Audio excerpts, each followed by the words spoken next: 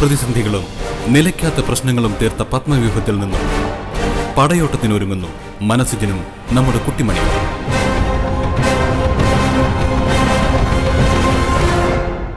മനസ്സിൽ ഒളിപ്പിച്ച സത്യങ്ങൾ ആയുധങ്ങളാക്കി മതികലയ്ക്കെതിരെ മനസ്സിനിറങ്ങുമ്പോൾ മനുഷ്യജീവിതത്തിന്റെ കുരുക്ഷേത്ര ഭൂമിയിൽ ആരും പറയാത്ത കഥയുടെ പാഞ്ചജന്യം മുഴങ്ങുന്നു.